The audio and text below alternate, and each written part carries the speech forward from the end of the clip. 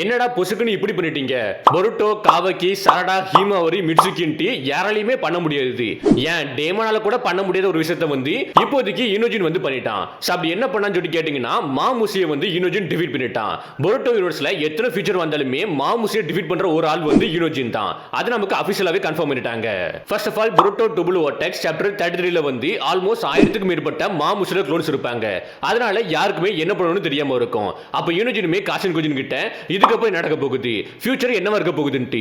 அதுக்கு காசின் கோஜினுமே ஃபியூச்சரை சும்மா சும்மா பார்க்க முடியாது. நான் ஆல்ரெடி ஒரு ஃபியூச்சரை பார்த்து உனக்கு ஒரு புது ஜுட்ஸுவை லேண்ட் பண்ணி கொடுத்துட்டேன். அதனால இதுக்கப்புறம் என்ன நடக்க போகுதுன்ட்டு எனக்கே தெளிவா தெரியாது. நடந்து முடிஞ்சதுக்கு அப்புறம் தெளிவா தெரியும். நான் இப்போதைக்கு ஒரு புது ஜுட்ஸுவை உனக்கு லேண்ட் பண்ணி கொடுத்தது மூலமா ஃபியூச்சரை சேஞ்ச் பண்ணிட்டேன். ஏன்னா அது மூலமா தான் ஹீமோரியும் ஈடாவும் இப்போதைக்கு உயிரோட இருக்காங்க. அதனால இதுக்கப்புறம் என்ன நடக்க போகுதுன்ட்டு எனக்கே தெளிவா தெரியாதுன்ட்டு. இதை கேட்ட இனோஜினுக்குமே ஒண்ணுமே புரிய மாட்டேங்குது. இப்போதைக்கு 1000க்கு மேற்பட்ட மாமுசில க்ளோன்ஸ் இருக்காங்க. அவங்களை டிஃபீட் பண்றதுக்கு என்ன வழின்னு யோசிச்சுட்டு இருக்கான். ஒரு கடத்துக்கு மேல அவன் என்ன பண்றானா பேட்டில் ஃபீல்டுக்கு வர ஆரம்பிக்கிறான். ரிவர்ஸ் சமனிங் மூலமா வந்து டைரக்டா பேட்டில் ஃபீல்டு வரான். வந்து நம்ம சிக்காடே கிட்ட ஒரே ஒரு க்ளோனை மட்டும் நீ எப்படியே பிடிச்சிருந்துட்டு அதுபடி அவனுமே ஜுட்ஸு மூலமா கண்ட்ரோல் பண்ணி வச்சிருவான். டக்குன்னு நம்ம இனோஜின் என்ன பண்றானா அவனோட மைண்ட் டிரான்ஸ்ஃபர் ஜுட்ஸு மூலமா அவன் உடம்புக்குள்ள போயிருந்தான். அந்த க்ளோனோட உடம்புக்குள்ள போயிருந்தான். அதுக்கப்புறம் எல்லா க்ளோனுமே வந்து அசையமா அப்படியே நிக்குது. இந்த எல்லாருமே எதுக்காண்டி மொத்தமா அப்படியே நிக்கிறாங்கன்ட்டு போன சாப்டர்ல எக்ஸ்பிளைன் பண்ணிருப்பாங்க.